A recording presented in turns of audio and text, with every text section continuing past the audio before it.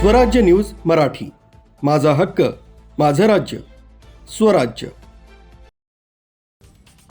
Police आयुक्त संदीप कर्णिक यांनी गुंडाविरोधी पथक यांना नाशिक शहरातील शाळा, कॉलेज तसंच क्लासेस या ठिकाणी नियमित गस्त करून टवाळखोरपणा करणाऱ्या इसमांवर कारवाई करण्याबाबत आदेशित केलं होतं।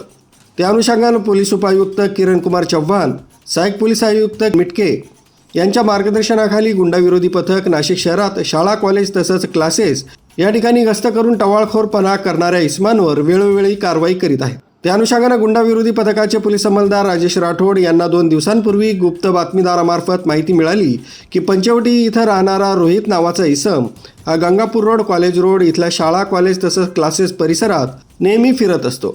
त्यानुसार गुंडाविरोधी पथकातील अधिकारी तसंच अंमलदार यांनी रोहित नावाच्या इसमाची माहिती काढली असता तो पंचवटीमधील रामवाडी परिसरात राहणारा असल्याचं समजलंय। त्यानुसार दिनांक 27/11/2025 रोजी मनोज कापकर वय 23 वर्ष राहणार रामवाडी शीतळादेवी मंदिरासमोर पगारे चाळ पंचवटी नाशिक या शिताफीनं ताब्यात घेतला असता त्याच्या कमरेला एक देशी पिस्टल, एक जिवंत काडतूस असा एकूण 31,000 रुपये किमतीचा मुद्देमाल मिळून आला। सदरचं अग्निशस्त्र हे परिसरात दहशत निर्माण करण्यासाठी त्यानं जवळ बाळगत असल्याचं सांगितलंय।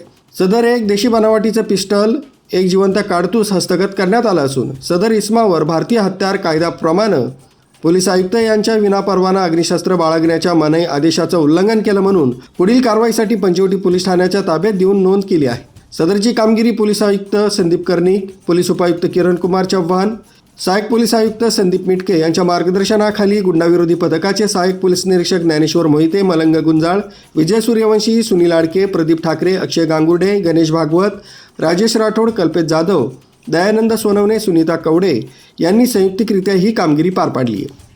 स्वाती शेलार, स्वराज्य न्यूज मराठी, नाशिक।